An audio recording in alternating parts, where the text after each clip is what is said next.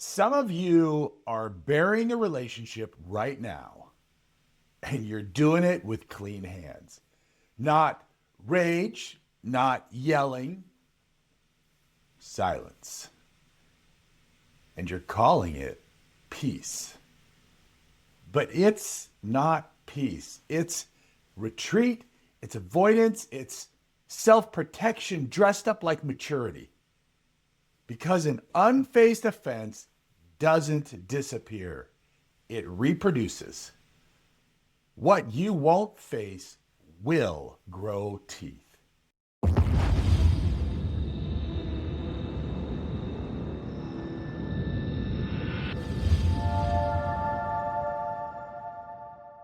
Hey friends, Pastor Doug here. Welcome to the PDBartel Podcast, Grace with Grit. This is episode 2, and today we are talking about a trap that doesn't look like a trap because it feels civilized. It feels calm. It feels like you're being the bigger person, but it's actually the trap of ignoring. Quick favor, if you're new here, hit subscribe and hit the bell. This channel is for people who want faith that works on a Tuesday, not just a religious vibe on Sunday. And if this episode hits you between the eyes, share it with one person who needs it or who keeps protecting their peace by disappearing. All right, let's get into it.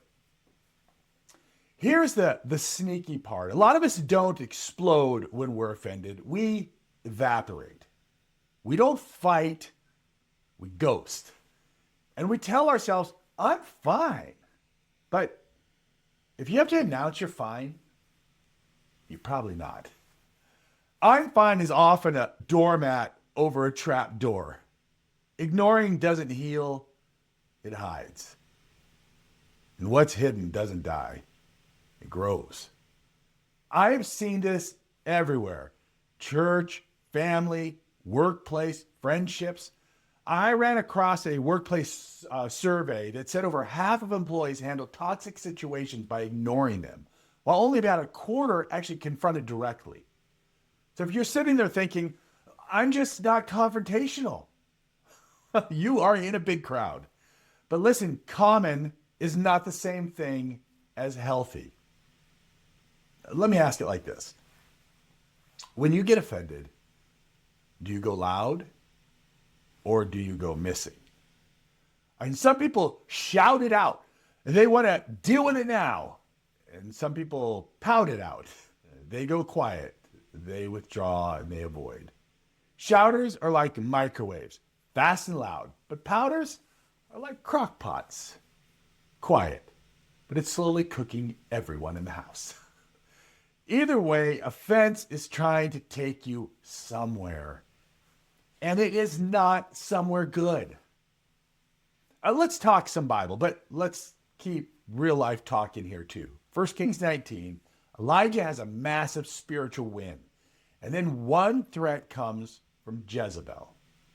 And Elijah runs. He runs into isolation and he ends up in a cave. And God asked a question that is gentle but devastating. What are you doing here, Elijah? God isn't asking because he lacks information. He's asking because Elijah has lost his perspective. And that's what ignoring does. It relocates you. You may still show up at work, still show up at church, still show up at family stuff. But inside, yeah, you're in that cave. Let me describe what cave living might look like in 2026. You stop texting first. You avoid certain aisles at Walmart. You pick a different service time to go to. You forget to respond. And you keep it polite, but cold. And you're telling yourself, I'm protecting my peace. You're not protecting peace. You're protecting avoidance. Avoidance is pain with interest. Look, I have a little qualifier I've got to do with this because sometimes distance is wise in unsafe situations. I am not telling anybody to stay in harm's way. What I'm talking about is everyday offenses, the ruptures and tensions that God is calling you to deal with. And here is the scary part. You can still sing worship songs while living in a cave. Same room, same smile, but your heart moved out. You see, what you won't face will grow teeth. Let that bite a little harder. What you won't face will grow teeth. It grows teeth in your mind because the story gets bigger. It grows teeth in your heart because your love gets smaller. And it grows teeth in your spirit because your sensitivity to God gets duller. Elijah starts talking like a man who's been alone way too long. He basically says, I'm the only one left. I've had enough. Just let me die. Caves do that. And they make you feel uniquely righteous and uniquely alone at the same time. And then God sends wind, earthquake, and fire. But the scriptures tell us that God wasn't in any of that. And after the fire, there's this gentle whisper. And here's what that means for us. Sometimes the problem isn't that God stopped speaking. It's that offense grabbed a megaphone. When offense is loud, avoidance feels like relief. But relief isn't healing. Ignoring always feels easier at first. It's like refusing to look at a check engine light. Taking a piece of electrical tape and putting it on the dashboard. That's not faith. That is flat out denial. And some of us don't ignore, we spiritualize. We put church words over disobedience, just like that tape. I'm just going to pray about it. I'm guarding my heart. I am telling God he can handle it. And sometimes letting God handle it really means for us, I don't want to do the next hard and obedient thing. Because peace isn't pretending nothing happened. Peace is addressing what happened in a righteous, loving way. And Jesus doesn't just give us a principle. He gives us a path. If you flip to the New Testament in Matthew 18, Jesus lays it out clearly. Step 1, he says, go privately to the person. If you can talk about them, you can also talk to them. And if you won't talk to them, don't recruit a prayer circle to do your dirty work for you.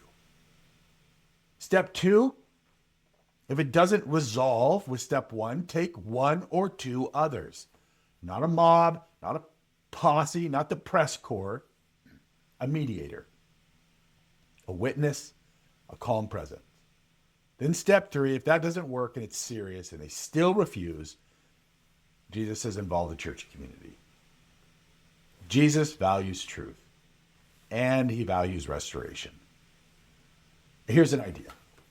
If you love someone, if you don't let offenses rot in silence, you move towards hell.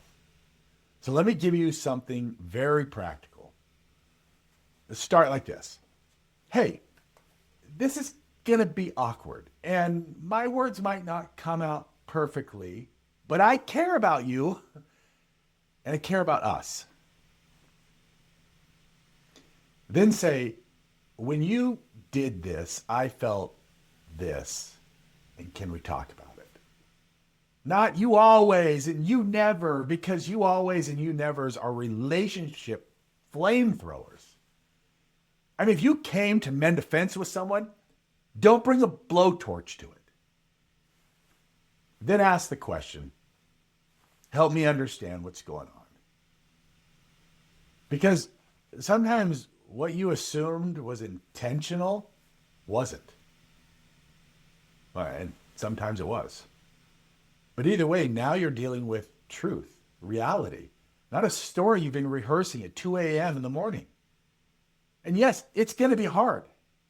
But again, what you won't face will grow teeth. It bites marriages with cold distance. It bites friendships with suspicion. It bites parenting with irritability. It bites your faith with cynicism. Unfaced offenses make you smaller. And it does it quietly. Like, I can hear through the airwaves the pushback already. I'm afraid it'll get worse. Well, it might get tense. I agree. But tension is not the enemy. Unresolved tension is. I hear someone say, I don't want conflict. Then don't choose it. But don't avoid truth either. Choose clarity, humility, and love. But the one I love the most. I already tried, didn't go well. Trying once doesn't mean you're done. It means you are learning. And remember, Jesus' steps include help. Bring someone wise if you need to. All right, let's get this burger off the grill. God's question to Elijah was not condemnation. It was rescue. What are you doing here? It's not because God wanted to shame him, but because God refused to let him live in a cave that feels safe. And it was slowly killing him. So here's your next step. This week, identify the person and the offense. Name it. Then pray. That's the first thing we should do, is pray for your timing, your tone, to have the courage to do the right thing. And then go privately, short, clear, calm. And if it's serious and stuck, bring a wise mediator, someone that can help. And if there's repentance, then forgive. If there's change, rebuild the relationship. And if you're thinking, I'm the one who actually caused the offense, then go first. You own it. Apologize with no excuses. Make it right with the person. Now, help me out with two quick things here.